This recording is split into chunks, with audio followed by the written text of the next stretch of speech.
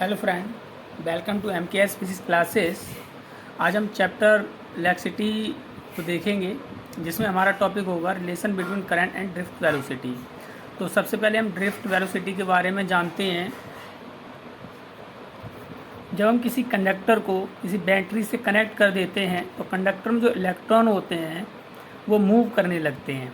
और किस तरीके से मूव करते हैं, जैसे सपोज दैट अगर ये हमारे सिपाही एक कतार में खड़े हुए हैं, अगर ये सिपाही आगे बढ़ेगा तो ये भी आगे बढ़ेगा, ये भी बढ़ेगा, ये भी बढ़ेगा। सिमिलरली इसमें भी ये, अगर ये आगे बढ़ेगा तो ये इस तरीके से आगे, ये इस तरीके से, ऐसे ही इसमें होगा।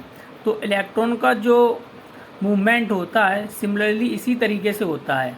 जब हमने इस कंडक्टर को एक बैटरी से कनेक्ट कर दिया, ये निगेटिव टर्मिनल, ये पॉजिटिव टर्मिनल, तो कहने का मतलब कंडक्टर का ये एंड निगेटिव होगा और ये एंड पॉजिटिव होगा। और इसमें इलेक्ट्रॉन इस तरीके से डिस्ट्रीब्यूट हैं और एक किसके फॉर्म में है, जैसे सिपाही परेड करने के लिए तैयार रहते हैं उस फॉर्म में।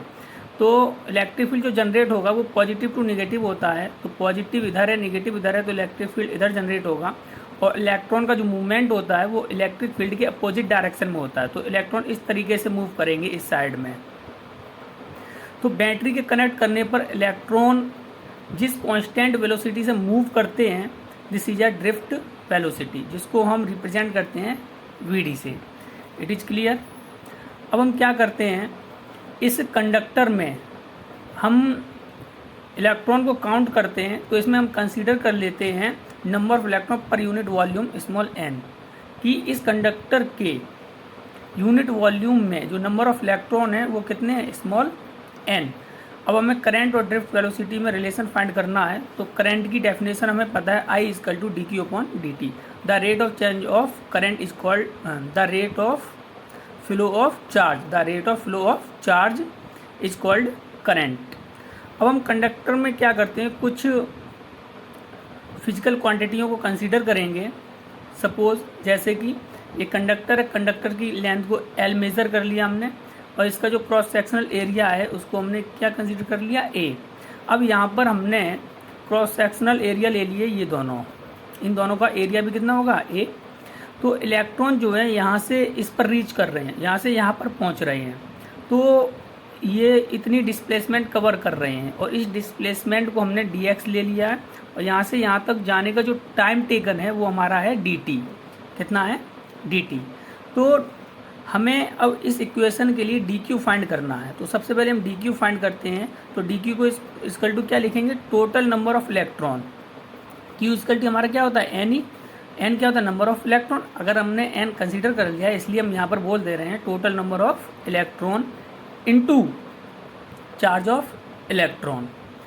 अब आप ये बताइए कि इसका वॉल्यूम कितना हो जाएगा। वॉल्यूम का फॉर्मूला क्या होता है, एरिया इंटू लेंथ।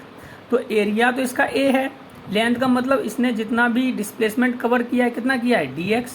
तो इसका जो हम वॉल्यूम फाइंड करेंगे यहाँ से लेके यहाँ तक, तो क्या होगा, area into displacement A into dx। कितना हो जाएगा, A dx। It is clear. इसका जो वॉल्यूम होगा वो कितना होगा, A dx। तो देखो, अगर 1 में नंबर ऑफ इलेक्ट्रॉन कितने, स्मॉल n, और अब वॉल्यूम कितना आ गया, A dx। तो A dx में नंबर ऑफ इलेक्ट्रॉन कितने होंगे, A dx इंटू n। ठीक है।